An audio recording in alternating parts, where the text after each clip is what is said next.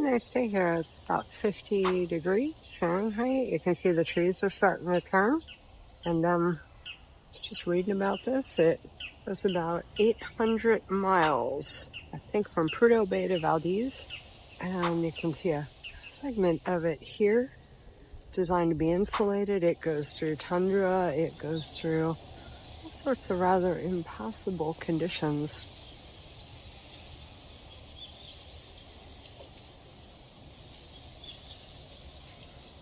See how it's raised off the ground, because some of this ground, especially where it goes, is permanently frozen. So couldn't bury it underground. You have to have it above ground.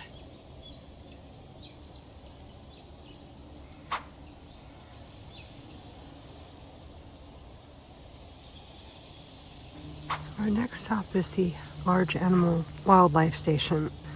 Got some nice pictures of the musk oxen, and I came over to this area to see the bison, or actually wood bison, who are native to some area in Canada, and they're taking refuge here so they can be relocated.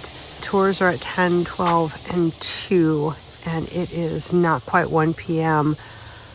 I've got quite a few things to see, so I might have to skip that. I was hoping to zoom in and maybe see some bison, but that didn't seem to happen here.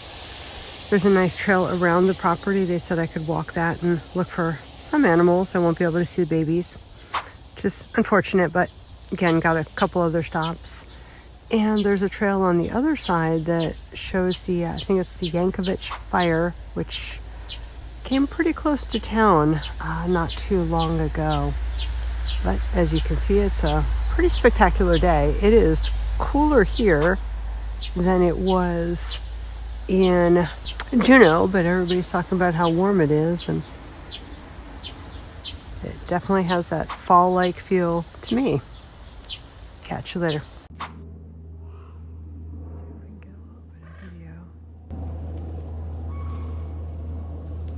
Still learning how to use this camera. What you got?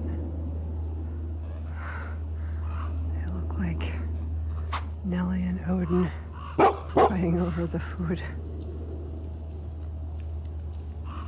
Somebody doesn't want the others to have any food.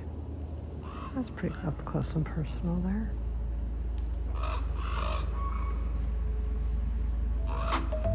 Hey guys, don't worry. I'm not taking your food.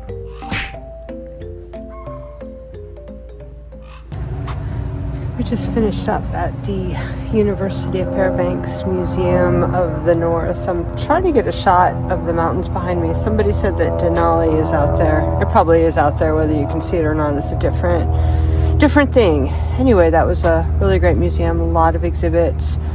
As of August 2025, they do not have the McCandless bus, the one from Into the Wild. They've actually recovered it, and they are refurbishing it. They will have it here as an exhibit, but they don't as of right now. A lot of fascinating history about Alaska and this area, which is more the interior than where we've been touring all last week. And a nice film on the Aurora Borealis. I've still got a couple of more stops that I want to try to do before my last salmon meal and getting on the plane, so catch up with you in a bit. This is kind of nice for a late afternoon walk. This is the Wedgewood Wildlife Sanctuary, not too far from the University of Alaska and the museum. Quiet, very peaceful. You can hear the road from here, but you'll get one last glimpse of Alaska nature before we start making our way towards the airport. We just entered the Fairbanks Ice Museum. It is rather chilly, as you would imagine. This is the lobby area, or the area just beyond the doors, and they said the entire experience is designed to show you what it is like in the winter in the world of ice, which I think it gets to like 40 below here.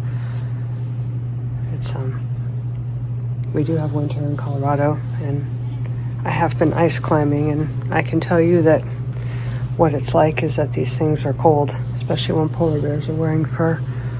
But let's see what's in here.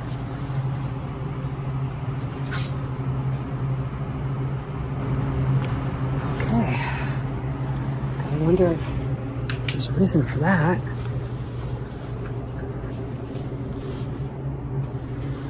Doesn't seem to be anybody in here.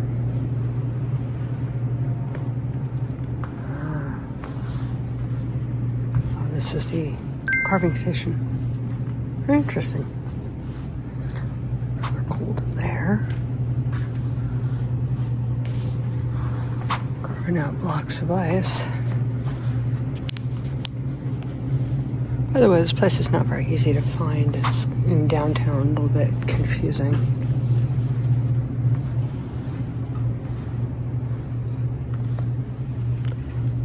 Interesting. Like at Disney World for ice.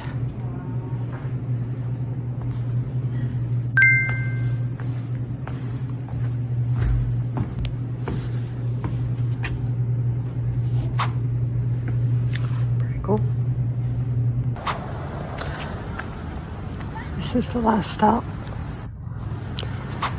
Pioneer Park is not too far from the airport, about 4 miles away. And there's a salmon bake here. It was a little hard to find because I kind of missed the parking entrance, and I ended up wandering around this area. This is some sort of tourist attraction village, historical area, all those things. Kind of walking around a little bit because it's too early to go to the airport. But this has been a very long day. I started at 5 a.m. It's now after 7, and I won't be leaving until after 11, which is a big day for me. So I'm winding down Alaska, very tired. But as I said before, I don't think this is the last time I will come to Alaska. I may actually get through Fairbanks again, especially if I do the Alcan or the Arctic Circle parks. It's been an interesting place. It's really been nice. I was able to do a lot, see a lot. It could be a nice place to spend a couple days, maybe check out the hot springs, but not on this trip. It does seem to be closing up.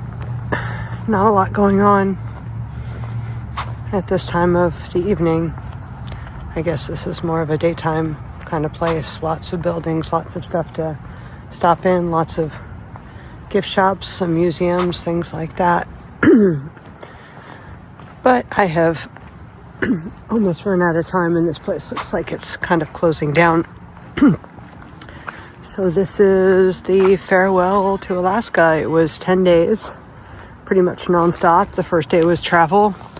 Felt like a lot of travel days, but we saw some incredible stuff, and I really can't wait to come back.